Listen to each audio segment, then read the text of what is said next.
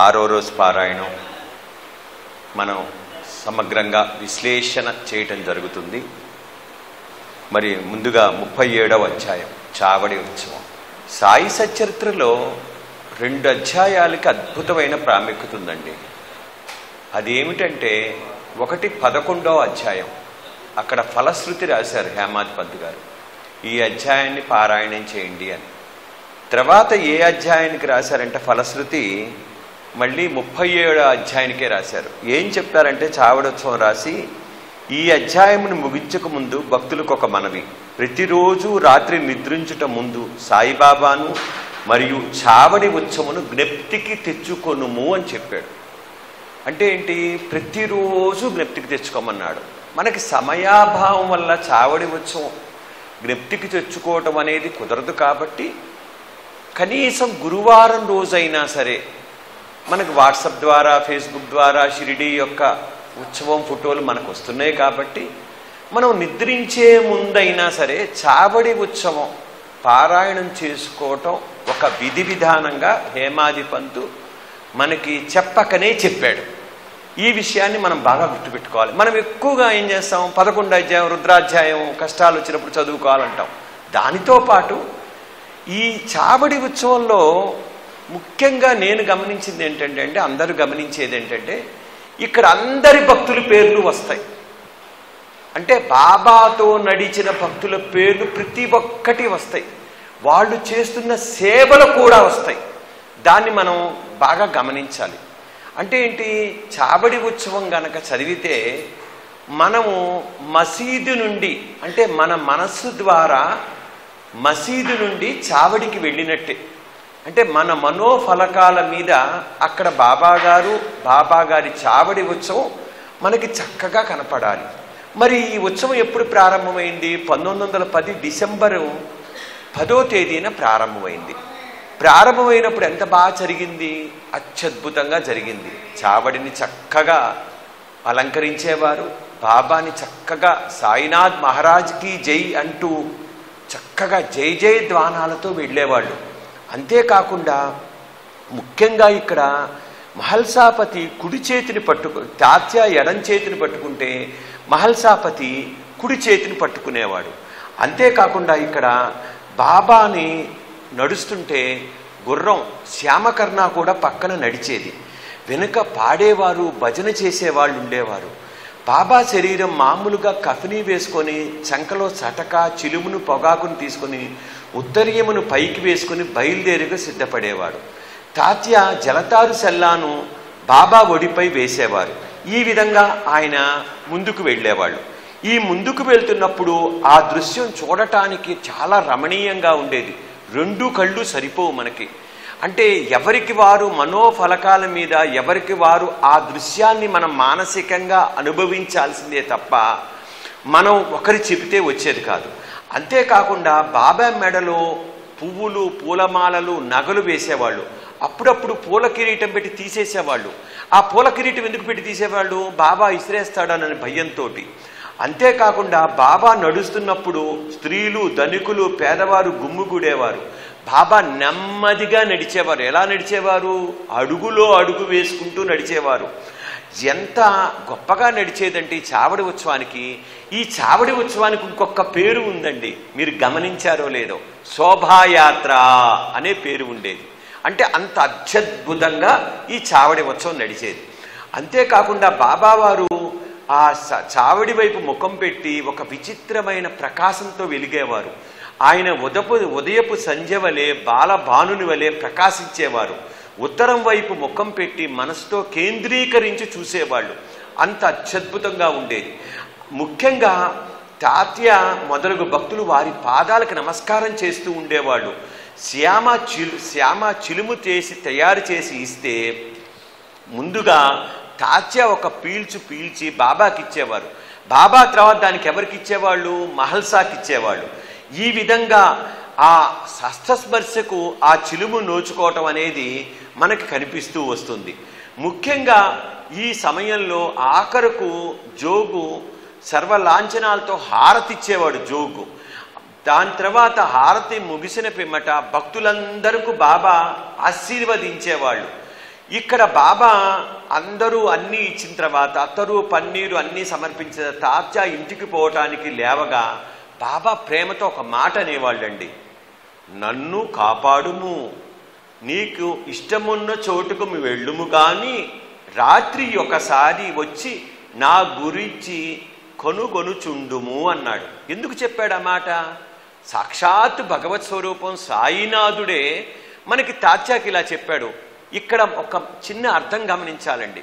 మనము నిద్రపోతాం, నిద్రకు ఉపక్రమిస్తూ ఉంటాం, మధ్యలో మెలుకు వస్తుంది. ఆ మెలుకు వచ్చినప్పుడు సాయినాథుని నామస్మరణ చెయ్యాలని ఇక్కడ చెప్పడం బాబా జరిగింది. అంటే నన్ను జ్ఞప్తికి తెచ్చుకొనుచుండుము, నన్ను గుర్తుపెట్టుకో, నా ధ్యానాన్ని చెయ్యి అంటే నిద్రపోవటమే ధ్యాసగా పెట్టుకోకుండా ఎప్పుడు మెలుకు వస్తే అప్పుడు సాయి ధ్యానం చేయమని బాబా గారు చెప్పారు. అంతేకాకుండా మనకి ఇక్కడ ఆయన పరుపు అమర్చేవారు, 50-60 దుప్పట్లు వేసి దాని మీద నిద్రించేవాళ్ళు. ఈ విధంగా చావడి ఉత్సవం మొత్తం చెప్పడం కుదరదు, కానీ మనకి సమయాభావం లేకపోవటం వల్ల చావడి యొక్క ఉత్సవం వైశిష్ట్యం ఏంటంటే ఇప్పుడు ప్రతి మందిరాల్లోనూ చేస్తున్నారు. సాయి మందిరాల్లో గురువారం పూట చావడి ఉత్సవం చేయని మందిరమే లేదు. అత్యద్భుతంగా నిర్వహిస్తున్నారు చావడి ఉత్సవం. అంతేకాకుండా ఇక్కడ చావడి ఉత్సవంలో పాల్గొనటం అనేది చాలా సాయి భక్తులందరికీ ఆనందం. ఆ పల్లకీని మొయ్యటం, ఆ పల్లకీని భుజాల మీద పెట్టుకొని నడవటం, సాయినాథుడి నామస్మరణ చేస్తూ ఉండటం, ఆ చేస్తున్నప్పుడు హృదయం ఆనందం పొందటం, కంటి ధారతో బాబాని ప్రార్థించటం, ఈ చావడి ఉత్సవం చదువుకొని పండుకోవటం అనేది మన ముఖ్యమైన విషయంగా మనం భావించాలి. ఇక తదుపరి అధ్యాయం 38వ అధ్యాయం. ఇక్కడ వీటిల్లో బాబా వంటపాత్ర, నానాసాహెబ్ దేవాలయాన్ని అగౌరవించుట, కాలా మిశ్రము, ఒక గిన్నెడు మజ్జిగ. నాకు ఇష్టమైన అధ్యాయం ఏంటంటే అండి 38వ అధ్యాయం అండి. దీంట్లో ఒక అద్భుతమైన విషయం ఉంది. మనం ఈరోజు అందరం కూర్చొని సాయి సచ్చరిత్ర పారాయణం చేయటం, సాయి సచ్చరిత్ర అద్భుతమైన విషయం, సాయి సచ్చరిత్రకు మించింది లేదు, సాయి సచ్చరిత్ర తిరుగులేదు, హేమాద్ పంతు మనకి ఇచ్చారు అని చెప్పుకుంటూ ఉంటాం. మరి ఈ సాయి సచ్చరిత్రకు తార్కాణం ఏంటంటే అసలు నాంది ప్రస్తావన ఏంటంటే ఈ అధ్యాయంలోనే ఉంది. ఆయన బాబా గారు హేమాది పంతుతో ఉన్నప్పుడు చివరిసారిగా ఒక గిన్నెడు మజ్జిగ తాగమనిస్తాడు. అప్పటికే కడుపు నిండి ఉంటుందండి హేమాది పంతుకి, కానీ తాగమనిస్తాడు. దానిని అంతయు తాగుము, ఇక నీకు మీదట ఇట్టి అవకాశము దొరకదు అని చెప్తాడు. ఇక మీదట ఇట్టి అవకాశము దొరకదంటాడు. నీకు ఇక ముందు ఇట్లాంటి అవకాశం దొరకదు, మొత్తం తాగమని చెప్తాడు. ఎందుకంటాడు? వెంటనే తాగేస్తాడు.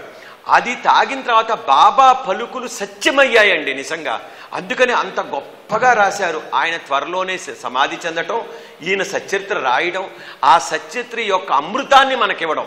ఈ కథ చదవగానే నాకేం గుర్తొస్తుందంటే తెనాలి రామకృష్ణ కథ గుర్తొస్తాయి. వికట కవ్వటం, పాలు పెరుగు రెండు ఇస్తే రెండు ఒకేసారి తాగుతాడు. ఇక్కడ కూడా మనం ఆ విషయాన్ని మనం జ్ఞప్తికి తెచ్చుకోవాలి. అంటే ఏంటి? మజ్జిగ ద్వారా సాయినాథన్ యొక్క అమృతాన్ని మనకి హేమాది పంతు ద్వారా మనకు అందించాడు బాబా గారు. ఇక కాలామిశ్రమం అందరూ అన్ని నైవేద్యాలు పెట్టిన తర్వాత అన్నిని ఒక దాంట్లో వేసి మొత్తం కలిపేసి నైవేద్యంగా పెట్టేవాళ్ళు.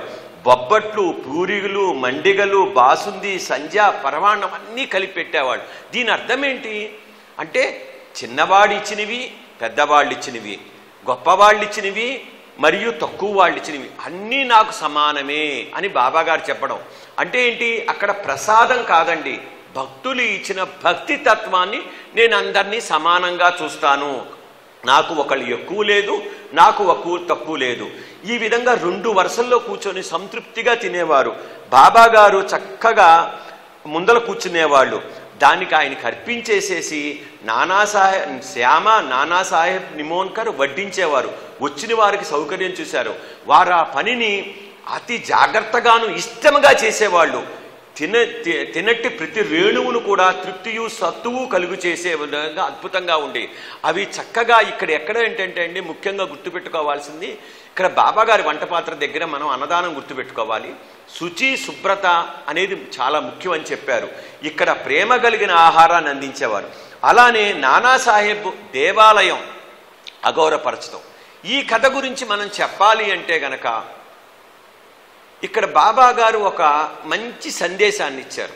అదేమిటయ్యా అంటే మన పూర్వీకుల్ని గుర్తుపెట్టుకోమన్నారు. అంటే ఏంటి, మన కులదేవతల్ని ఎవరైతే పూజ చేస్తామో, గ్రామ దేవతల్ని ఎవరైతే చేస్తామో వాళ్ళని ఖచ్చితంగా గుర్తుపెట్టుకోమన్నారు. వాళ్ళందరినీ తీసేయమని లేదు.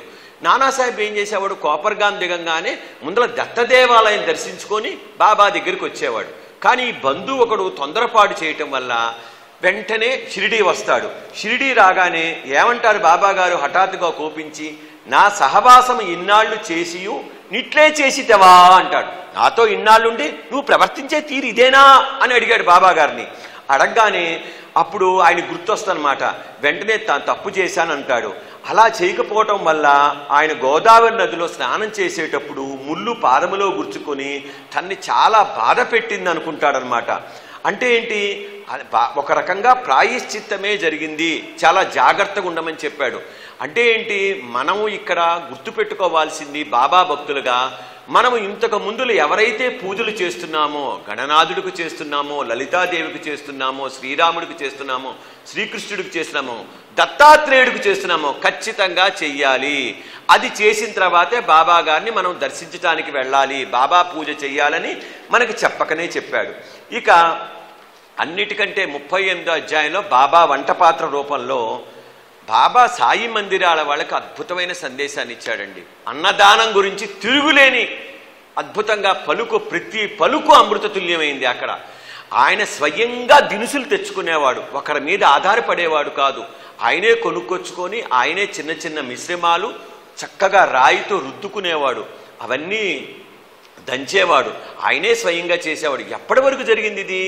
దాసుగణ మహారాజు హరికథల ద్వారా తండోపతండాలుగా వచ్చే వరకు, అంటే సుమారుగా 1910 వరకు ఈయనే వండి పెట్టేవాళ్ళు. ఒక వంట పాత్రలో 100 మందికి పెడితే ఇంకో వంట పాత్రలో 50 మందికి సరిపోయేది. ఆ విధంగా ఆయన అద్భుతంగా చక్కగా అందరి చేత అందరికీ అన్నదానం చేయించేవాళ్ళు. ముఖ్యంగా బీదాబిక్కి వాళ్ళు, దిక్కులేని వాళ్ళు చాలా సంతృప్తి చెందేవాళ్ళు. బాబా స్వయంగా తన చేతులతో చేసిన, స్వయంగా వడ్డించగా భోజనం చేసిన వారు నిజంగా ఎంత పుణ్యాత్ములు చెప్పండి, ఎంత అదృష్టం చెప్పండి. నిజంగా వాళ్ళ జన్మ ధన్యమైంది.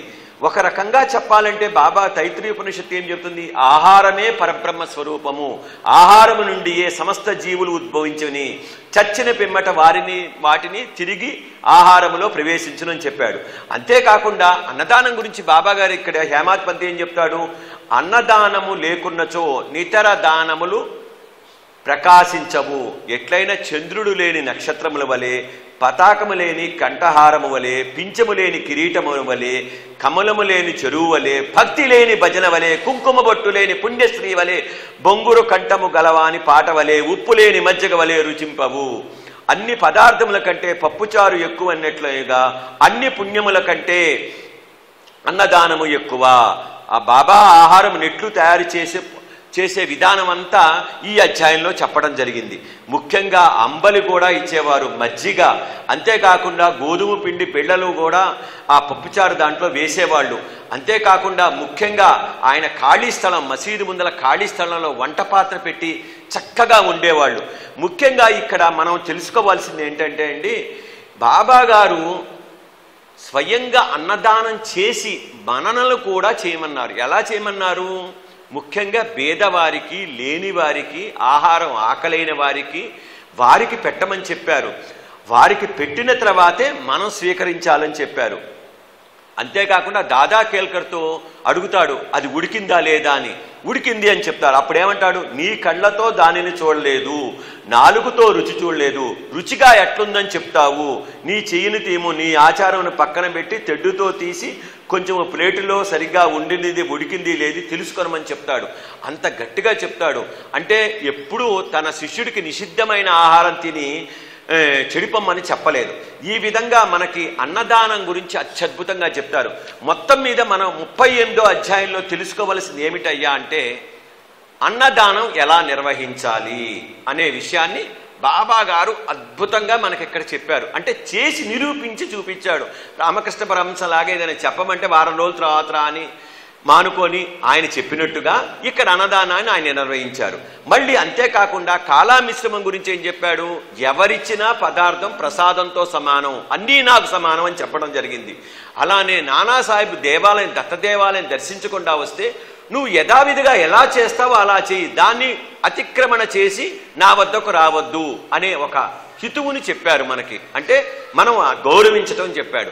అలానే గిన్నెడు మజ్జిగ ఇచ్చి ఇక్కడ ఏం చెప్పాడు మనకి? బాబా గారి యొక్క చరిత్రను మనకి చక్కగా అందజేయటం కూడా జరిగింది. ఇక తరువాత మనం చెప్పుకోవాల్సింది 39వ అధ్యాయం. దీంట్లో భగవద్గీత శ్లోకమునకు బాబా చెప్పిన అర్థము, సమాధి మందిర నిర్మాణము. భగవద్గీత అసలు బాబా గారికి తెలుసా అనేది మనకు అర్థమవుతుంది. ఈ విషయాన్ని బివి దేవు శ్రీ సాయిలీలా సంపుటి 6లో ఆ పుట 563లో స్ఫుటమునందు రాసినట్టు స్వయంగా చెప్పాడు. నానాసాహెబ్ చందోర్కర్కి ఇలా చెప్పినట్టు మనకి కనిపిస్తూ ఉంది. ఇక్కడ ఈ మొత్తం మీద ఈ భగవద్గీత యొక్క శ్లోకం యొక్క అర్థం కనుక మనం చూస్తే, తద్విద్ది ప్రణిపాతేన పరిప్రేష్ణేన సేవయ ఉపదేశించితే జ్ఞానం జ్ఞానినా తస్తత్వ దర్శన అని చెప్పారు. ఇక్కడ దీనికి సంబంధించి మనం ఏం చెప్పుకోవాలయ్యా అంటే గనక, జ్ఞానుల ముందు ఉత్త సాష్టాంగ నమస్కారము చేసినతో సరిపోదు, మనము సద్గురువునకు సర్వస్య శరణాగతి అని చేయవలను. ఏదో వచ్చాం బాబా దగ్గరికి వచ్చాం, ఏదో సాష్టాంగ నమస్కారం చేస్తే పనికిరాదండి. ఆయన అభిమానం కోసమో నలుగురు చూడటం కోసమో మనసుతో సర్వస్య శరణాగతి అనే భావంతో చెయ్యాలి. మరి ఊరికే ప్రశ్నించట చాలదు. ఆ ప్రశ్నలో దుర్బుద్ధి కానీ, దొంగ ఎత్తు కానీ, బుట్టలో వేయడానికి కానీ, తప్పులు పట్టుకోవటానికి కానీ పనికిమాలిన ఆసక్తితో నిజంగా తెలుసుకోవాలి. మోక్షము పొందుటకు ఆధ్యాత్మిక అభివృద్ధికే ప్రశ్న వేయాలి. సేవ అనగా ఇష్టమున్నచో చేయమను, లేనిచో మానవచ్చిన అభిప్రాయంతో చేసినది సేవ కాదు. తనది కాదని, తన యజమానిది కాదని, శరీరము గురువునిది వారి కొరకే సేవ ఉన్నది శరీరము భావింపవలని చెప్పాడు. అంతేకాకుండా మనకి ఇక్కడ బూటీవాడ మందిర నిర్మాణం గురించి బాబా గారు చెప్పారు అనుకుంటామండి. కానీ అంతర్లీనంగా ఇక్కడ ఒక విషయం ఉంది. బాబా భక్తులకి కరతలామలకం ఏంటండి? మనం నామం చేయగానే, పూజ చేయగానే, భజన చేయగానే స్వప్న దర్శనాలు ఇస్తాడు. స్వప్న దర్శనాలు ఒక్కొక్క రూపంలో ఒక్కొక్కరికి ఇస్తాడు. గురువు రూపంలో ఇవ్వచ్చు, పక్క వాళ్ళ రూపంలో ఇవ్వచ్చు. ఆ స్వప్న దర్శనాలు మనం ఎక్కువగా నమ్ముతుంటాం, మనం ఫాలో అవుతూ ఉంటాం. ఇక్కడ ఒకేసారి ఇద్దరికి స్వప్న దర్శనాలు ఇచ్చాడు. ఒకళ్ళకి శ్యామ, 2 బూటి. మరి బూటీకి ఇవ్వచ్చుగా, శ్యామకి ఎందుకు ఇచ్చాడు అంటే, శ్యామకి స్వప్న దర్శనం ఇవ్వటం వల్ల మందిర నిర్మాణం ఖచ్చితంగా జరగాలని ఆయన ఆశయం కనిపిస్తుంది అక్కడ. అంటే బూటీవాడ నిర్మాణం అనేది ఖచ్చితంగా. అసలు మామూలుగా స్వప్న దర్శనం ఎందుకు? బూటీ తన భక్తుడేగా, బాబా గారు వచ్చేసేసేసి చెప్పచ్చు కదా, నువ్వు నా వాడ నిర్మాణం చేయి, నేను సమాచింద్రాన్ని చెప్పచ్చు కదా. బాబా గారు ఎప్పుడు తాను గురువని కానీ, తాను దేవుడని కానీ, తనని పూజించమని కానీ, తనకి శాలువాలు కప్పమని కానీ, సత్కారాలు చేయమని కానీ ఎప్పుడూ చెప్పాల. ఆయన ఏంటంటే ఆయన నర్మగర్భంగా చెప్పుకుంటూ వచ్చాడు అన్ని విషయాలు. ఇక్కడ ఒక్కళ్ళకే స్వప్నం రాలేదు సుమా, ఇద్దరికి స్వప్నం రావడం. ఆ వచ్చిన ఒక ఆయన ఏడ్చుకుంటూ ఎక్కిళ్ళు పెట్టి ఏడ్చాడు. ఏంటని అడిగితే ఇదేం చెప్పాడు బూటీకి. బూటీ కూడా నేను కూడా అదే కలగన్నాను అన్నాడు. మరి ఎవరి చేత కొబ్బరికాయ కొట్టించారు? శ్యామ చేత కొబ్బరికాయ కొట్టించారు. అంతేకాకుండా పర్యవేక్షణ కూడా చేశారు. మీకు షిరిడి సమాధి మందిరం చూస్తే కింద భూగృహం ఉందని కొంతమంది సాయి భక్తులకు తెలుస్తుంది. మెట్లు పక్కన స్త్రీలు వెళ్లే దారిలో మెట్లు కనిపిస్తాయని కొన్ని ఫోటోలు కూడా మనం చూడటం జరిగింది. ఇక్కడ అందుకనే రాశారు, భూమి ఉపాధి గృహము, భూగృహము అని 2 ఉన్నాయని రాశారు. అంటే కింద సమాధి మందిరం ఉందనేది మనకి ఈ అధ్యాయం ద్వారా మనకి చక్కగా స్పష్టంగా అర్థమవుతుంది. అంతేకాకుండా అక్కడ శ్రీకృష్ణుడు ప్రతిమ పెట్టమన్నారు. ఇక్కడ మీరు ఒక చిన్న విషయం గమనించాలి. ఈ 39వ అధ్యాయంలో చూడండి, మరి హేమాద్ పంతు ఎంత గొప్పవాడంటే బాబా గారు రాయించేటప్పుడు ముందు భగవద్గీత గురించి చెప్పాడు, తర్వాత ఇక్కడ శ్రీకృష్ణ విగ్రహం గురించి చెప్పాడు. అంటే పరమాత్మ తానే అని చెప్పకనే చెప్పటం, రెండూ కలిపి ఒకే అధ్యాయంలో ఉంచడం మనం ఇక్కడ గమనించాలి. అంటే శ్రీకృష్ణుడి యొక్క ప్రతిమ ప్రతిష్ఠ చేయటం అనేది తలంపు రావడం, అది ప్రతిష్ఠ చేయకపోవడం. ఆ విగ్రహం ఇప్పుడు ఎక్కడుంది? మ్యూజియంలో మనకు కనిపిస్తూ ఉంటుంది. ఆ విగ్రహం ఇప్పటికీ మనకి దర్శనమిస్తూ ఉంటుంది. ఏమని చెప్పాడు? దేవాలయము పూర్తి కాగానే నేను ఎచ్చట వచ్చి నివసించుటకు వచ్చేదను అని చెప్పాడు. అంటే నేను అక్కడ వచ్చి ఉంటాను అని చెప్పాడు. వాడ పూర్తయిన పిమ్మట మనమే దానిని ఉపయోగించుకొనవలెను, మనమందరము అచ్చట ఉండవలెను, అందరము కలిసిమెలిసి ఆడుకొందుము, ఒకరినొకరు కౌగిలించుకొని సంతోషముగా ఉండవచ్చును అని చెప్పాడు. అంటే ఏంటి, బాబా గారు తన్ని చూడటానికి అందరూ వస్తారు, మనం అక్కడే ఉంటాను, మమ్మల్ని అందరినీ చూడటానికి మనం వెళ్తాము అని చెప్పి బాబా గారు చెప్పారు. అంతేకాకుండా సమాధి చెందుకు ముందు ఏం చెప్పాడు, నన్ను రాతివాడలో నుంచుడు అని చెప్పాడు. దానివల్ల ఆ పలుకులకి బాబు సాహెబ్కి చాలా ఆనందం కలిగింది. సకాలంలో ఆ మందిరాన్ని పూర్తి చేసి ఆ మధ్యలో ఉంచి సమాధి మందిర నిర్మాణం జరిగింది. అదే బూటీవాడ. ఇక్కడ ఒక చిన్న విషయం చెప్పాలి. మనందరం ఏమనుకుంటాం, మనం ఒక దేవాలయానికి ఇచ్చామనుకో డొనేషను ఇచ్చాం, మనం పూర్ణ కుంభంతో స్వాగతం పలకాలి అంటాం. అంతేకాకుండా మన పేర్లు సువర్ణాక్షరాలతో అక్కడ లిఖించాలి అని చెప్తాం. ఒక ట్రస్టీ అనుకోండి, ముందుగా మనం పూజ చేసిన తర్వాతే మనం పూజ చేయాలి అంటాం. కానీ ఇప్పటికీ బూటీ వారసులు సామాన్యమైన మనుషుల్లాగా క్యూల్లో వెళ్ళి దర్శనం చేసుకుంటారు తప్ప వాళ్ళకి ప్రోటోకాల్ ఇంతవరకు లేదు. ఇది సత్యం. అంటే ఏంటి, సామాన్య భక్తుల్లా వెళ్తారు చెప్ప. అంటే వాళ్ళ యొక్క ఆస్తి బూటీవాడ బాబా గారికి ఇచ్చిన తర్వాత మాది కాదు సద్గురువుది అని గట్టిగా నమ్మటం అంది ప్రాక్టికల్ గా వాళ్ళు నిరూపించారు అక్కడ. అంటే ఏంటి, మనం సమాధి మందిర నిర్మాణం ఒక్కటే చూడకూడదు సుమా. అక్కడ 2 స్వప్న దర్శనాలు, నిస్వార్థంగా సేవ చేయటం, భగవద్గీత గురించి అక్కడ శ్రీకృష్ణుడి గురించి శ్రీకృష్ణుడు చెప్పింది ఆయన అర్థం చెప్పడం, శ్రీకృష్ణుడి విగ్రహం పెట్టుకోవాలనుకుంటే ఆయనే వచ్చిండటం అనేది, తానే శ్రీకృష్ణ పరమాత్మ, తానే సర్వస్వం అని మనకి చెప్పకనే ఈ 39వ అధ్యాయంలో చెప్పాడు. తరువాత 40వ అధ్యాయం. దీంట్లో ఏముంది, 40వ అధ్యాయంలో దేవుగారింట ఉద్యాపన వ్రతం, హేమాది పంతు ఇంటికి ఫోటో రూపంలో వెళ్ళుట. మీ అందరికీ తెలిసిన కథలే. ఈ 2 కథలు అద్భుతం. నాకంటే మీరు బాగా చెప్తారు, నాకే ఇంకా కొత్తగా ఉంది చెప్పటం. ఇక్కడ దేవుగారు మమల్తాదారుగా చేసేవాళ్ళు, వాళ్ళ అమ్మగారికి వ్రతం చేసుకునే యొక్క బాగా అలవాటు ఉంది. బాబా గారు జోగుకు ఉత్తరం రాశాడు. ఏం రాశాడు, ఒకసారి రావచ్చు కదా అని రాశాడు. నేను తప్పకుండా వస్తాను అని చెప్పాడు. చెప్పినప్పుడు ఏం చెప్పాడు, నన్నే గుర్తుంచుకున్న వారికి నేను మరవను, నాకు బండి గాని టాంగా గాని రైలు గాని విమానము గాని అవసరము లేదు, నన్ను ప్రేమతో పిలుచు వారి వద్దకు నేను పరిగెత్తికిపోయి ప్రత్యక్షమైదను, అతనికి సంతోషమైన జవాబు రాయమను, నీవు నేను ఇంకొకరు ముగ్గురు త్రిమూర్త్యాత్మక స్వరూపం దత్తాత్రేయుడి స్వరూపం సంతర్పణకు వచ్చేదము అని చెప్పాడు. అని చెప్తే మరి దేవు గారు చాలా సంతోషపడ్డారు. మరి బాబా గారు ఎప్పుడైనా రహతా జోయి నీమ్గాం దాటి ఎక్కడికి వెళ్ళలేదు, కానీ ఈయన ఎలా వెళ్తాడు అని చెప్పి అనుకున్నారు.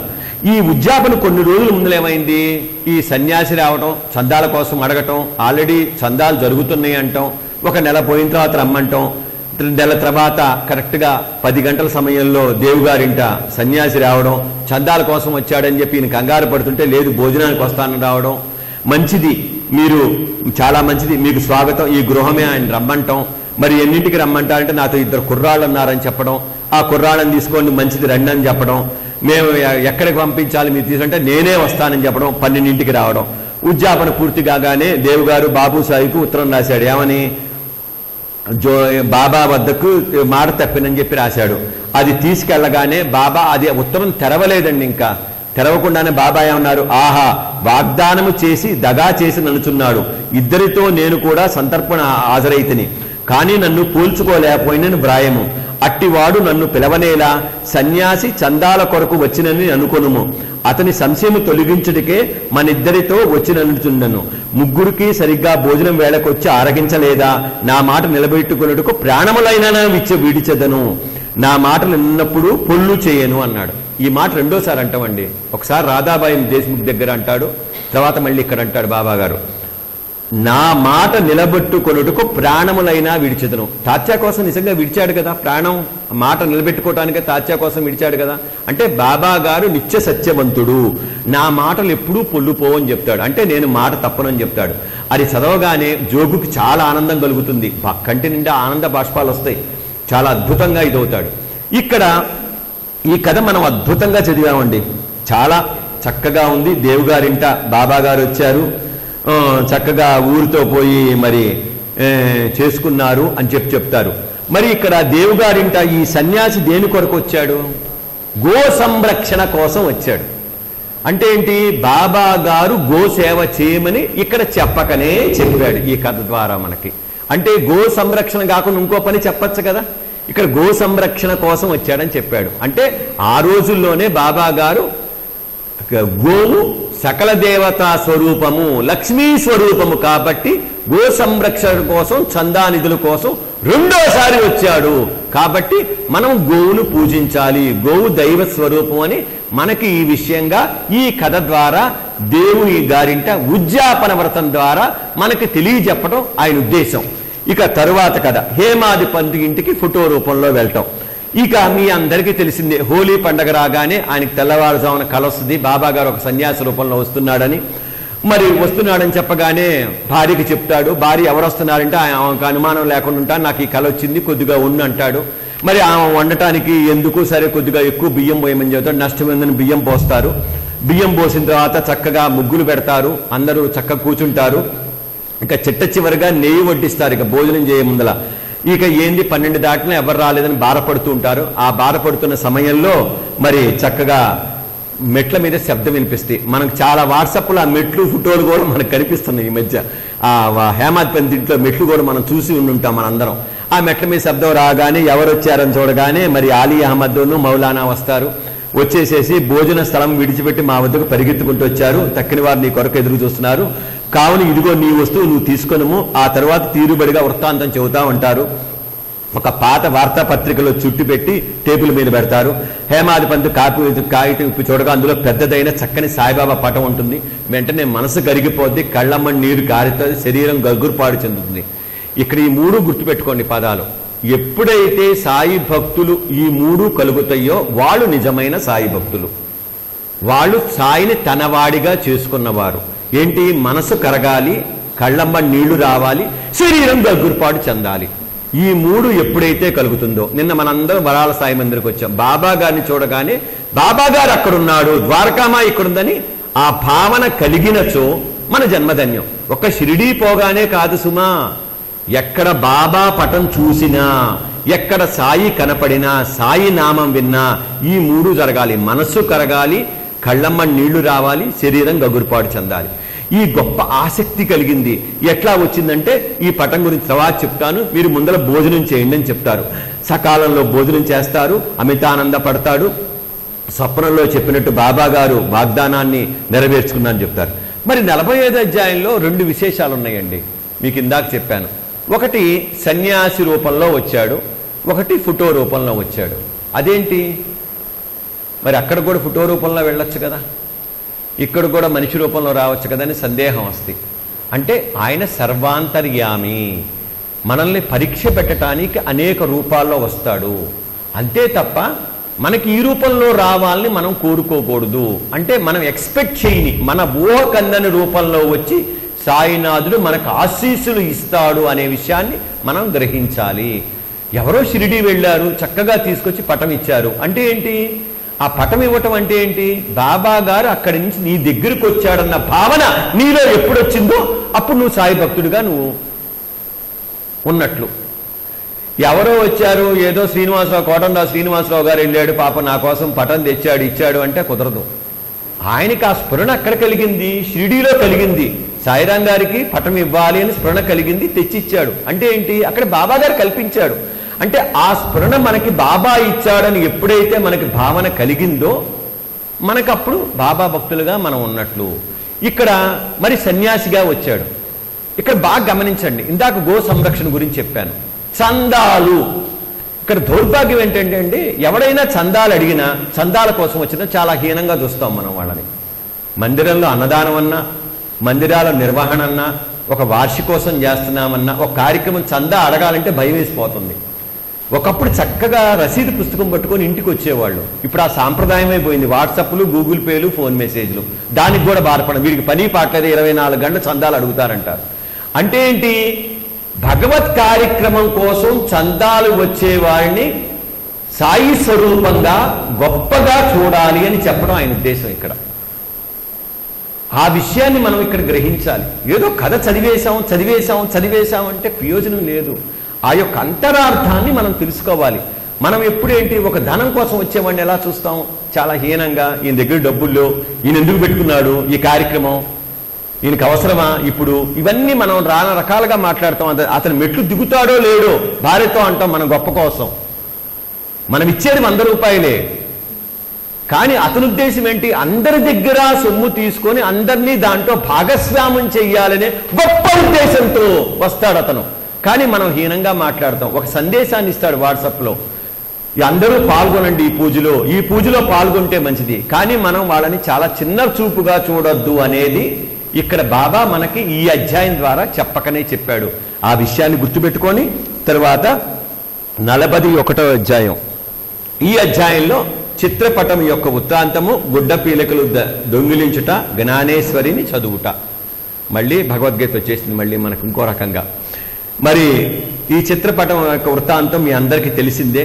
మరి ఆలీ అహ్మద్ వాళ్ళ గురువు గారి పటాలన్నీ ముద్రించటం, చక్కగా తీసుకెళ్ళి అందరికీ పంచి ఆయనకి ఇస్తే ఆయన కేకలేయటం, గట్టిగా కోపగించి పంపించడం, గురు యొక్క ఆగ్రహానికి లోనయ్యాన్ని బాధపడి అవన్నీ తీసుకెళ్లి సముద్రంలో వేయటం, మళ్ళీ స్నేహితులకి ఇచ్చిన పటాలన్నీ తీసుకురావడం, మళ్ళీ అవి కూడా సముద్రంలో వేయటం. ఆయనకి బాంద్రాలో చాలామంది పటాలు ఉంటాయి, అవన్నీ పారేయలేక మేనేజర్కి చెప్పటం, అన్నీ సముద్రంలో వేయమని చెప్పటం, మేనేజర్ చేశానని చెప్పటం. ఈయన 6 నెలల తర్వాత వెళ్ళటం, వెళ్ళిన తర్వాత అక్కడ బాబా పటం ఉండటం, ఏం చేయాలో అర్థం కాకపోవటం, దాన్ని మౌలానాని అడిగితే ఇద్దరు కలిసి హేమాద్ పంత్కి ఇవ్వటం, ఇవన్నీ మనకి చక్కగా తెలిసినయే. ఈ కథను బట్టి ఏం చెప్పాడు బాబాకు? భూత భవిష్యత్ వర్తమానాలు తెలియను, చాకచక్యముగా సూత్రములు లాగి తన భక్తుల కోరికలు నెట్లు నెరవేర్చుచుండునో తెలియను. ఎవరికైతే ఆధ్యాత్మిక విషయములో ఎక్కువ శ్రద్ధయో వారిని బాబా ప్రేమించుటయే కాక వారి కష్టములు తొలగించి వారిని ఆనందభరితులు చేయుచుండరని రాబో కథల వల్ల తెలియచున్నది. ఇక్కడ మరి ఆ పటం కూడా వేసేయాలి కదా. మరి నాకు డౌట్ వచ్చింది, ఇప్పుడు అన్ని పటాలు వేసినప్పుడు సముద్రంలో ఈ పటం ఎందుకు వేయలేదు? అనేక మంది గురువులు పటాలు ఉన్నాయి, ఆ మేనేజర్ చూడలేదా? అయితే ఆ చూసేటప్పుడు ఆ పటం మాయమైపోయిందా? ఇలాంటి ధర్మ సందేహాలు అనేకం వచ్చినాయి నాకు కూడా చదువుతున్నప్పుడు అధ్యాయం. నాకు ఒకటే అనిపించింది నా మనసుకి, ఆయన పరబ్రహ్మ స్వరూపము. అక్కల్కోట్ మహారాజ్ చెప్పినట్టు, మెహర్ బాబా చెప్పినట్టు, ఉపాసనీ బాబా చెప్పినట్టు, గంగాగిరి చెప్పినట్టు ఎంతో మంది చెప్పారు. సామ్రాట్, ఆయనకి మించింది లేదు సాయితత్వంలో. కాబట్టి ఆ పటం అలానే ఉండింది, చేరవలసిన చోటికి ఆ పటం చేరింది. ఆ కథ ద్వారా మనం అర్థం చేసుకోవాలి. అందరి యోగులులాగా, అందరి అవధూతల్లా కాదు. అందుకనే ఇప్పుడు వాడవాడలా సాయి మందిరాలు, ఏ ఊరిలో చూసినా సాయి మందిరాలు. అది వరకు ఊరికి ఒకటే ఉండేది సాయి మందిరం, కేవలం పటాలు పెట్టుకొని చేసేవాళ్ళు. ఈరోజు పాలరాతి విగ్రహాలు, నల్లరాతి విగ్రహాలు, ద్వారకామాయి విగ్రహాలు, భిక్షాటన విగ్రహాలు, నుంచున్న విగ్రహాలు అనేక చోట్ల వస్తున్నాయి. అంటే పరబ్రహ్మ, పూర్ణ బ్రహ్మ స్వరూపమే సాయినాథుడు అనే విషయాన్ని మనం గ్రహించాలి. మరి గుడ్డ పీలికలు దొంగిలించుట, జ్ఞానేశ్వరి చదువుట, ఈ కథ మీ అందరికీ తెలిసిందే. చాలా మంచి కథ అండి, భలే ఇంట్రెస్టింగ్ ఉంటుంది, మీ అందరికి తెలిసిందే. మరి బీవీదేవి, ఇక్కడ కూడా మళ్ళీ బీవీదేవి వస్తాడు. నాకు అర్థమైంది ఏంటంటే అండి, హేమాది పంతు తర్వాత సాయి సచరిత్రలో బీవీదేవి కూడా అంతే ప్రాధాన్యత ఉంది. మీరు గమనించారో లేదు? ముఖ్యమైన విషయాల్లో బీవీదేవి మంచి రోల్ ప్లే చేశాడు, చాలా మంచి రోల్స్. ఎంత మంచి రోల్స్ అంటే హేమాది పంతుకు సరిసా తూగేట్టుగా బీవీదేవి చాలా చక్కటి రోల్స్ ప్లే చేశాడు. ఇక్కడ ఏమవుతుంది, బాబా గారి దగ్గరికి వెళ్తాడు, 20 రూపాయలు దక్షిణ అడుగుతాడు, ఇస్తాడు. తర్వాత 20 రూపాయలు అడుగుతాడు, ఇస్తాడు. తర్వాత ఓ మూల కూర్చుంటాడు, మళ్ళీ 25 రూపాయలు అడుగుతాడు, ఇస్తాడు. అడిగిన తర్వాత ఏమంటాడు, నా గుడ్డ పీలికలు నాకు తెలియకుండా దొంగిలించితి వేళ అంటాడు. నా గుడ్డ పీలికలు నాకు తెలియకుండా దొంగిలించాడు. మళ్ళీ అడుగుతాడు, అడిగితే ఇంకా ఇక్కడ ఎవ్వరూ లేరు, నువ్వు ఒక్కడివే దొంగవు, ముసలితనము చేత వెంట్రుకలు పండినప్పటికీ ఇచ్చటకు దొంగిలించుకు వచ్చితివా అని అడుగుతాడు. అనగానే బాగా బాధపడతాడు. ఇంటికి వెళ్ళి వాడకెళ్ళి బాధపడదు, జోగుకు బాలారాంకి వెళ్తాడు. మళ్ళీ సాయంత్రం వెళ్తాడు. సాయంత్రం వెళ్తే దేవుడు రమ్మని, నా మాటలు వృద్ధిని బాధించి ఉండవచ్చును గాని ఎతడు దొంగిలించటకు నేనట్లు పలకరించవలసి వచ్చిందని చెప్తాడు. అప్పుడు తిరిగి మళ్ళీ 12 రూపాయలు దక్షిణిస్తాడు. అప్పుడు చెప్తాడు, ప్రతిరోజు జ్ఞానేశ్వరిని చదవమను, పోయి వాడలో కూర్చుందమను, ప్రతినిత్యము కొంచెమైనను క్రమము తప్పకుండా చదవము, చదువునప్పుడు దగ్గరున్న వారితో శ్రద్ధాభక్తులతో బోధపరిచి చెప్పము. నేను నీకు జల్తారు శాలవనిచ్చి ఇచ్చట కూర్చొని విన్నాను, ఇతరుల వద్దకు పోయి దొంగిలించిన వేళ నీకు దొంగతనమునకు అలవాటు పడలేదా అని అడుగుతాడు.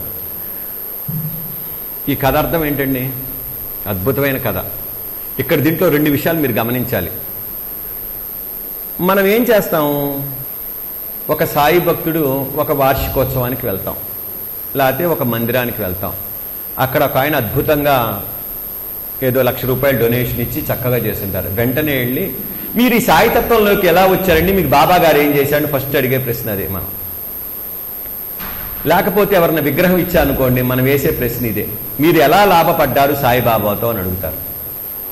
ఇక్కడ బీవీ దేవ్ కూడా చేసింది అదే బాలక్రామ్ తోటి. అంటే ఏంటి? అలా ప్రశ్నించవద్దు అని మనకి చెప్పాడు. అంటే నీ అంతటా నువ్వు తెలుసుకో సాయి తత్వాన్ని, సాయి యొక్క లీలను నువ్వు అర్థం చేసుకో. నువ్వు అలా ప్రశ్నించడం అనేది గుడ్డ పీలికలు దొంగిలించటం. ఇక్కడ పట్టు వస్త్రం లాంటి జల్తారు శాలువా నీకు రెడీ చేసి కూర్చొని పెట్టి నీ కప్పడానికి కూర్చుంటే వాళ్ళని వీళ్ళని పోయి అడగటం ఎందుకు నాయనా అని చెప్పాడు. అంటే సాయి భక్తులకి ఇండైరెక్ట్గా ఒక హెచ్చరిక ఇచ్చాడు. ఎలా ఇచ్చాడు? నువ్వు కనపడిన ప్రతివాడిని నా తత్వం గురించి, సాయిబాబా నీకేం చేశాడు, మీకు సాయిబాబా ఎలా వచ్చాడు, మీకు మీ అమ్మాయికి పెళ్లి చేశాడా, నీ కొడుకు ఉద్యోగం వచ్చిందా, మీ అమ్మాయికి సంతానం కలిగిందా, లేకపోతే ఇల్లు ఇచ్చాడా, కారు ఇచ్చాడు, ఇవన్నీ అడగద్దని చెప్పాడు. అది నిన్ను అనుభవించమన్నాడు. అంటే నువ్వు స్వయంగా తెలుసుకో అని చెప్పాడు ఇక్కడ. ఇంకా ఇంకోటి ఏంటి అక్కడ మనం తెలుసుకోవాల్సింది? మనందరం ఇప్పుడు ఏం చేస్తున్నాం? సత్సంగం చేస్తున్నాం. సత్సంగం గురించి 2 మాటలు చెప్పాడు చూడండి ఇక్కడ. ప్రతినిత్యము కొంచెమైనను తప్పక చదవము, చదువున్నప్పుడు దగ్గరున్న వారికి శ్రద్ధాభక్తులతో బోధపరిచి చెప్పుము అని చెప్పాడు. అంటే సత్సంగం చేయమని ఇక్కడ చెప్పేశాడు డైరెక్ట్గా. అక్కడ జ్ఞానేశ్వరి గురించి కాదు, ఏ పుస్తకం గురించి అయినా శ్రద్ధాభక్తులతో పక్క ఉన్న వాళ్ళకి చెప్పమని చెప్పాడు. అంటే ఏంటి? ఒకటి ప్రశ్న చేయొద్దని చెప్పాడు, రెండోది సత్సంగం చేయమని చెప్పాడు ఇక్కడ. అంటే జ్ఞానేశ్వరి రూపంలో జ్ఞానేశ్వర మహారాజు అందించిన భగవద్గీతనే చెప్పేటప్పుడు మనకి ఇక్కడ సత్సంగం చేయమని, ఎట్లా చేయమని చెప్పాడు? శ్రద్ధాభక్తులు చేయమని చెప్పాడు. 10 మంది వచ్చారా, 100 మంది వచ్చారా, 1000 మంది వచ్చారా, నా స్పీచ్ 1000 మంది చూశారా, ఆ పిచ్చి ఆలోచనలు మానుకోమన్నాడు. నువ్వు చెప్పేది బాబా గారు వింటున్నారు, నేను బాబా కోసం చెప్తున్నాను, ఒకరితో పని లేదు అనే విషయాన్ని స్పష్టంగా చెప్పాడండి బాబా ఇక్కడ. హేమాది పంత్ ద్వారా మనకు చెప్పాడు. అంతేకాకుండా ఇక్కడ ఏం చెప్తాడు? సత్సంగం చేసే వాళ్ళకి ఇంకో హెచ్చరిక కూడా చేశాడు. 1914లో ఏప్రిల్ 2వ తేదీన జ్ఞానేశ్వరి బోధపడుతున్నదా లేదని కల్లో కనిపించి అడిగాడు. లేదు అని చెబుతాడు. ఇంకా ఎప్పుడు తెలుసుకుంటాం అంటాడు. నీ కృప వర్షింపనదే, పారాయణము చికాకుగా ఉన్నది, బోధపడుట చాలా కష్టంగా ఉన్నది, నేను దీనిని నిశ్చయముగా చెప్పుచున్నానని చెప్తాడు. చదువునప్పుడు నీవు తొందరపడుచున్నావు, నా ముందర చదవము, నా సమక్షము చదవము, ఏమి చదవను, ఆధ్యాత్మం చదవను, పుస్తకం తీసుకొని వచ్చేది దేవుని అంతలో వెలుకు వచ్చింది. ఇక్కడ ఏం చెప్తాడు? మనం ఆయన తత్వం గురించి మనం చెప్పటానికి ప్రయత్నం చేస్తే ఆయన నేను పరిపూర్ణంగా సహకారం ఇస్తానని చెప్తున్నాడు. ఇక్కడ కల్లో కనిపించి కూడా దేవుని హెచ్చరించాడు. నీకు అర్థమవుతుందా? అర్థం కావట్లేదా? ఎందుకు అర్థం కావట్లేదు? నువ్వు తొందరపడి చదువుతున్నావు. అంటే ఏంటి? చదివాను తపన, అర్జెంటుగా చెప్పేసేయాలి, అయిపోవాలి, నాకు పేరు రావాలి, ప్రఖ్యాతి రావాలి, 10 మంది చూడాలి, పేరు రావాలి. అంతే తప్ప మన మనసుకి ఎంతవరకు అర్థం చేసుకున్నాము, మనం ఎంతవరకు దాన్ని ఆచరణలో పెట్టాము. సత్సంగాలు చెప్తున్నాం, దాన్ని ఎంతవరకు ఆచరణలో పెట్టాము? మనం ఆచరణలో పెట్టినప్పుడే సత్సంగకర్తలకు నిజంగా ఆ అనుభూతి కలుగుతుంది. ఆచరణ లేకుండా ఎన్ని చేసినా ప్రయోజనం లేదు మనకి. ఆ విషయాన్ని చాలా చక్కగా చెప్పాడు. ఇక 42వ అధ్యాయం. 42వ అధ్యాయంలో మనకి బాబా సమాధి చెందుట, ముందుగా సూచించుట, రామచంద్ర తోత్యా కోతే పాటిల్ మరణము తప్పించుట, లక్ష్మీబాయి షిండేకు దానము, బాబా సర్వజీవ వ్యాపి. ఈ కథలన్నీ మీకు తెలిసినయే. బాబా గారు సమాధి చెందటానికి ముందుగా సూచించడం. సీమోల్లంఘన ఎప్పుడు చేశాడు? 1916 విజయదశమిలో చేశాడు. చూసి ఇప్పుడు సరిగ్గా గమనించు, నేను హిందువు మొదమొదని చెప్పాడు. అంటే ఇప్పుడే కాదు, ఈ వివాదం అప్పటి నుంచి ఉంది.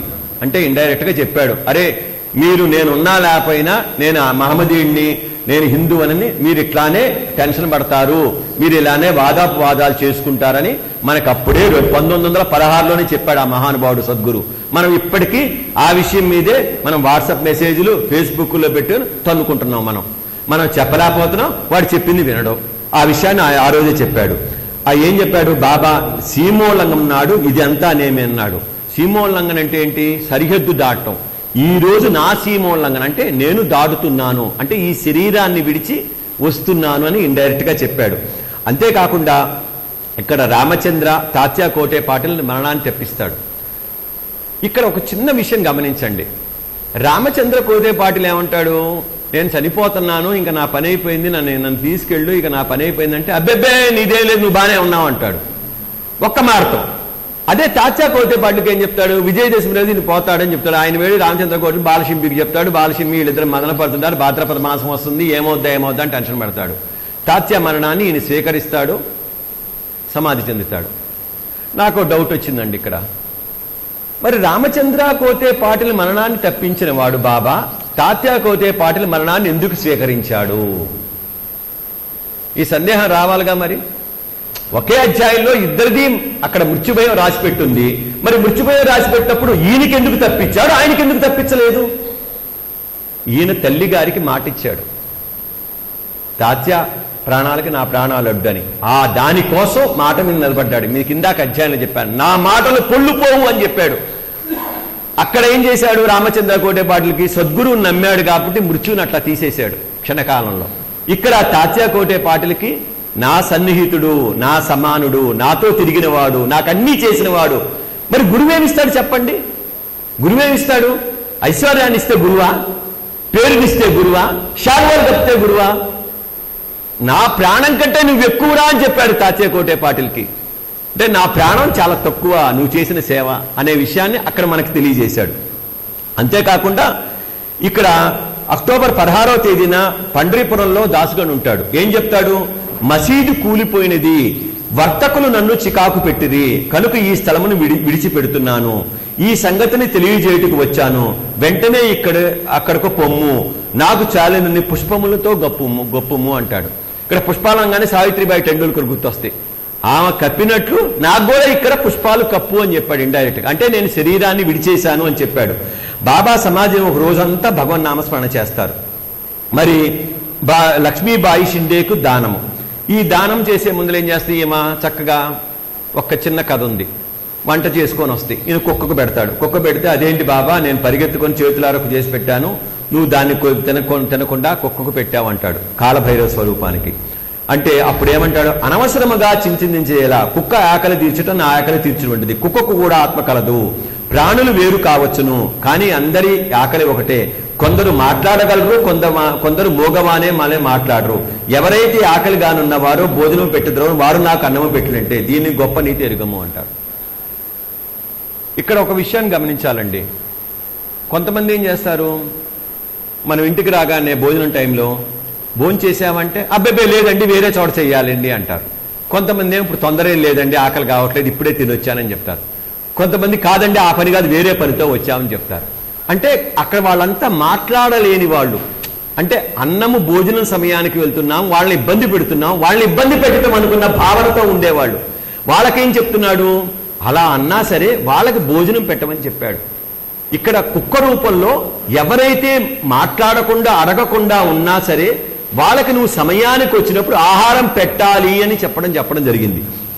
అంతేకాకుండా మరి మొదటగా 4 రూపాయలు ఇస్తారు, ఫస్ట్ 5 రూపాయలు ఇస్తాడు, తర్వాత 4 రూపాయలు ఇస్తాడు, 9 రూపాయలు. నవవేద భక్తుల గురించి నాకంటే మీకే బాగా తెలుసు, దాని గురించి చెప్పదలుచుకోలేదు.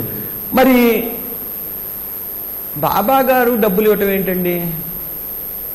నేను విచిత్రంగా ఉందే కొద్దిగా. సచ్చరిత్ర అంతా చదివాము, ఎన్నో అధ్యాయానికి వచ్చాము, 42వ అధ్యాయానికి వచ్చాము. మనం దక్షిణ ఇవ్వటమే కానీ బాబా గారు ఇవ్వటం ఏంటి? ఇక్కడ ఒక సందేశాన్ని ఇచ్చాడు, బాగా గుర్తుపెట్టుకోండి. అవసాన దశలో చేసే ధర్మ కార్యం చాలా గొప్పది. మనం అవసాన దశలో మనకేం గుర్తుకు రావు. ఎంతసేపటికి వాళ్ళని చూడలేదు వీళ్ళని చూడలేదు, వాళ్ళని పలకరించేది వీళ్ళని పలకరించలేదు అంటాం. ఆయన అవసాన దశలో అంటే ఏంటి? మహాసమాధి చెందే సమయంలో ఒక స్త్రీమూర్తికి ధనాన్ని ఇచ్చాడు. ఆ విషయాన్ని మనం గుర్తుపెట్టుకోవాలి. అక్కడ బాబా ద్వారా మనం తెలుసుకోవాల్సింది అది. అక్కడ చేసిన పుణ్యం అన్నమాట అక్కడ. అంతేకాకుండా భోజనాన్ని కూర్చున్నా కానీ వారికి మనసులో రాలేదు. వెంటనే వార్త వచ్చింది, లేచి వెళ్ళిపోయారు పాపం అందరూ. ఎట్లా? బాబా గారు మహాసమాధి చెందారని. ఈ విధంగా మనకి ఈ అధ్యాయం ద్వారా 42వ అధ్యాయం ద్వారా మనకి ముందుగా సూచించటం, ఇద్దరి మరణాన్ని తప్పించటం, ఇలాంటివన్నీ వస్తాయి. ఇక తరువాత చిట్ట చివరిది 42, 43, 44. బాబా సమాధి చెందుట, ముందుగా సన్నాహము, ఇటుకురాయి విరుగుట, 72 గంటల సమాధి, బాబు జోగ్ సన్యాసము, అమృత తుల్యముగు మాటలు, నేననగా నెవరు అనే చెప్పాడు. మరి మనం ఇక్కడ ఒక విషయం గుర్తుపెట్టుకోవాలి. వజయ చేత ఏం చేయించాడు? రామ విజయం గ్రంథం పారాయణం చేయించాడు. మొట్టమొదటిగా వారం రోజులు చదివించాడు. తర్వాత రెండోసారి చదవమన్నాడు. మూడు రోజులు చదివాడు. అప్పటికి 11 రోజులైంది. మళ్ళీ తిరిగి 3 రోజులు చదివి అలసిపోతే సెలవిచ్చి పంపించేశాడు. అంటే ఏంటి? అక్కడ కూడా మహాసమాధి చెందే ముందల మంచి గ్రంథాలు పారాయణం చెయ్యాలి. అంటే అప్పటికప్పుడు అనుకుంటే రావు.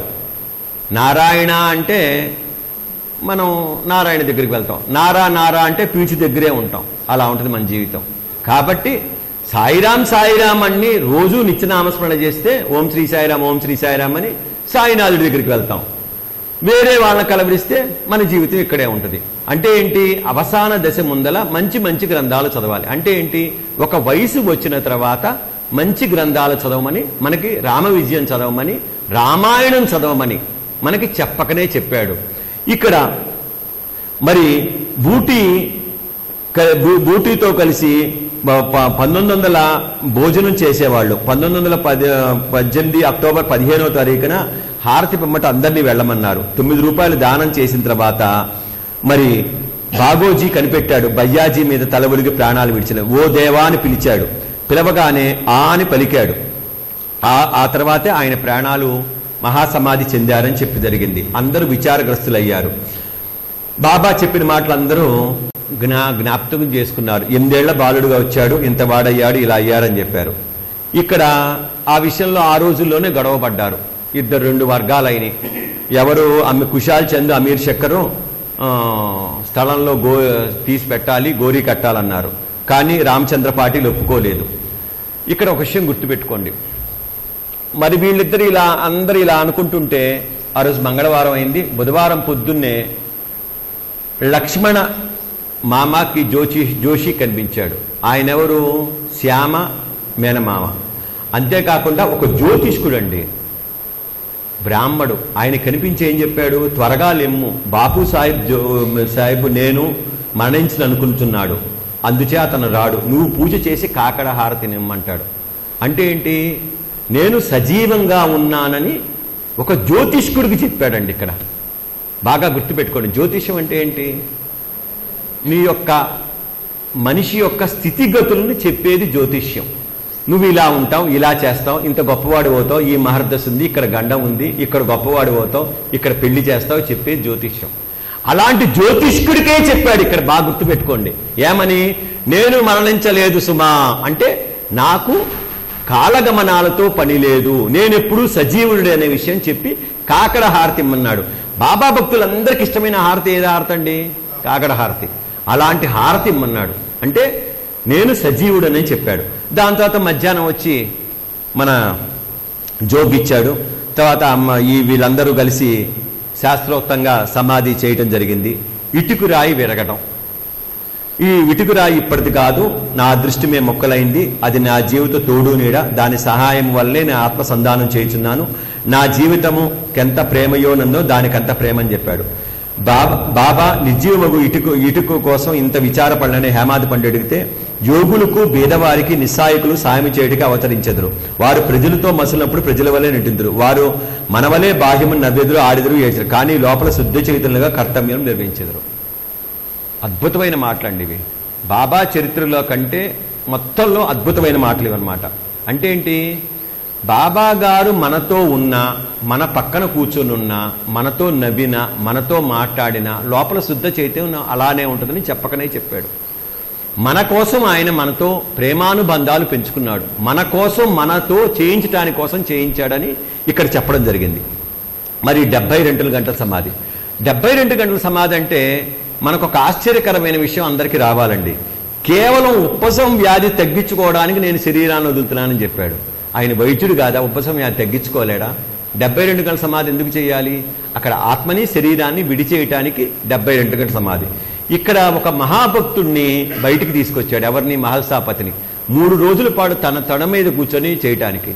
1 గంట అనిల్ గారు ఇక్కడ కూర్చొని నువ్వు ప్రవచనం చెప్పంటే కాళ్ళు కదలుస్తూ ఉండటం చాలా కష్టం. అలాంటిది 72 గంటల సమాధిని మరి కూర్చొని ఆ శరీరాన్ని కాపాడిన ధన్యజీవి మహల్సాపతి. నిజంగా అలాంటి యొక్క భక్తి తత్పరత నభూతో నభవిష్యత్ అండి, ఎవ్వరికీ రాదు, రాబోదు కూడా. ఆ 3 రోజులు అలానే కాపాడితే 3వ రోజు తెల్లవారుజామున 3 దినముల తర్వాత పిమ్మట తెల్లవారుజామున 3 గంటలకు శరీరంలో ప్రాణం వచ్చి కనిపించి ఊపిరాటం ప్రారంభించింది. కడుపు కదులను, కళ్ళు తెరిచను, కాళ్ళు చేతులు సాగదీచు లేచను. ఈ విధంగా బాబాగారు లేచారు. ఇక దాని తర్వాత బాబు సాహిబ్ జోగు సన్యాసం కదా. మనకి తొందరపాటు ఎక్కువ ఉంటుందండి, ఆధ్యాత్మికంలో ఉన్న వాళ్ళకి తొందరపాటుతనం ఎక్కువ ఉంటుందని ఇక్కడ బాగా చెప్పాడు బాబాగారు. ఒక్కరోజు సత్సంగం చెప్పగానే గొప్పవాడైపోతాం అనుకుంటాం. 10 మంది, 100 మంది, 1000 మంది సత్కారాలు, సన్మానాలు, మాయలో పడిపోవటం. భక్తుడిగా నన్ను గుర్తించలేదేంటి, ఆయనేం భక్తుడు, నా అంతటి భక్తుడు లేడు అన్న భావనతోనే మనం జీవిస్తూ ఉంటాం. చివరికి ఏ స్థాయికి వెళ్తామంటే బాబా గారు ఒకడున్నాడు, బాబా గారి చేత నేను గుర్తించబడితే నా జన్మ ధన్యం అవుతుంది, నా కష్టాలు తీరుతాయి, నేను సుఖపడతాను, నేను ఆధ్యాత్మికంలో అద్భుతంగా ఉంటానన్న విషయాన్నే మర్చిపోయి ఈ ప్రాపంచిక అవసరాల్లో పరిగెడుతూనే ఉంటాం. ఇందాకే అనిల్ గారు నేను అనుకున్నాను ఇదే విషయాలు, మళ్ళీ అదే చెప్తున్నా నేను. అలా స్థితికి వెళ్ళటానికి కారణం ఏంటంటే ఈ మాయే. ఇక్కడ జోగు కూడా సన్యాసం అడుగుతాడు. అప్పుడేం చెప్తాడు? కొద్ది కాలములో నీ దుష్కర్మ ఫలితములు నశించును, నీ పాప పుణ్యములు భస్మమగును. ఎప్పుడు నీవు అభిమానమును పోగొట్టుకొని మోహమును రుచిని జయించదవో, ఆటంకములన్నీ కలగచేదవో, ఆటంకములను పోగొట్టుకుంటావో, హృదయపూర్వకముగా భగవంతుని సేవించుచు సన్యాసము పుచ్చుకొనదు అని చెప్తాడు. బాబా గారు సమాధి చెందిన 2 నెలలకే ఆమె సమాధి చెందుతుందండి జోగు భార్య. జోగు యొక్క సమాధి ఎక్కడుందో తెలుసా? సాకోరీలో ఉంది. నేను వెళ్ళినప్పుడల్లా ఖచ్చితంగా నమస్కారం చేసుకుంటా, ఎందుకంటే ఆ మహానుభావుడే హారతి ఇచ్చి స్టార్ట్ చేసింది. మరి ఆ జోగు అప్పుడు సన్యాసం తీసుకుంటాడు. అంటే అప్పటి వరకు బాబా గారు పర్మిషన్ ఇవ్వాల. అంటే ఇక్కడ మనం తెలుసుకోవాల్సింది ఏంటంటే నేను భక్తులు మహాభక్తులు అని తొందరపాటుతనం పనికిరాదు, ఓర్పుతో సమయం కోసం వేచి ఉండాలి. ఆయన పరిపూర్ణ శరణాగతి ఎప్పుడు రమ్మంటే అప్పుడు వెళ్ళాలి తప్ప మనం స్వయం ప్రకాశితంగా మనం వెళ్ళకూడదు. మరి చివరిగా అమృత తుల్య వాక్యాలు చెప్పి ముగిస్తాను. ఎవరైతే బాబా గారు ఏం చెప్పారు? ఎవరైతే నన్ను ఎక్కువగా ప్రేమించుదురో వారు నన్ను ఎల్లప్పుడూ దర్శించుదురు. నేను లేక ఈ జగత్తంతా వానికి శూన్యము. నా కథలు తప్ప మరేమీ చెప్పడు. సదా నన్నే ధ్యానము చేయను. నా నామముని ఎల్లప్పుడూ జపించును. ఎవరైతే సర్వస్వ శరణాగతి నన్నే ధ్యానింతురో నేను వానికి రుణస్థుడును. వారికి మోక్షమిచ్చి వారి రుణము తీర్చుకొనదను. ఎవరైతే నన్ను చింతించుచు నా గురించియే దీక్షతో నుందురో, ఎవరైతే నాకు అర్పించనదో ఏమీ తినరో అట్టి వారిపై నేను ఆధారపడి ఉండును. ఎవరైతే నా సన్నిధానముకు వచ్చిదరో వారు నదీ సముద్రములు కలిసిపోయినట్లుగా నాలో కలిసిపోదురు.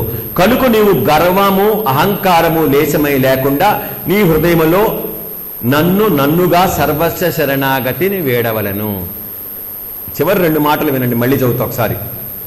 కనుక నీవు గర్వము అహంకారము లేశమైనా లేకుండా నీ హృదయములో నన్నుగా సర్వస్వ శరణాగతిని వేడవలను అన్నాడు. అంటే ఇక్కడ మనం సత్సంగాలు చెప్పే వాళ్ళకి బాబా భక్తులకి ఇక్కడ గట్టిగా చెప్పండి, గర్వము అహంకారము లేకుండా ఉండాలి, డౌన్ టు ఎర్త్ ఉండాలి. ఎంత చేసినా ఇంకా చెయ్యాలని తపనలో ఉండాలి తప్ప నేను చేసింది అద్భుతం, నేను నాలాగా ఎవ్వరు చేయలేదని అలాంటి గర్వాలు అహంకారాలు పోకూడదని చెప్పుకోవడం జరిగింది. నేను అనగా ఎవరు? నన్ను వెతుకుట గాని నీవు దూరము మరచటకు గాని పోనక్కర్లేదు. నీ నామము ఆకారము విడిచినచో నీలోనే కానీ అన్ని జీవులు చైతన్యము లేక అంతరాత్మని అని ఒకటిగా నుండను. అదే నేనని దీనిని నువ్వు గ్రహించి నీలోనే అన్నిటికీ నన్ను చూడము. దీనిని అభ్యసించినతో సర్వవ్యాపకత్వము నాలోనే ఐక్యదేమో కాగలవు. అంతేకాకుండా ఎవరైతే ఇతరులను నిందించదురో వారు నన్ను హింసించువారెవరు. ఎవరైతే బాధలు అనిపించరో ఓర్చుకుంటారో వారు నాకు ప్రీతికరమ వాళ్ళను.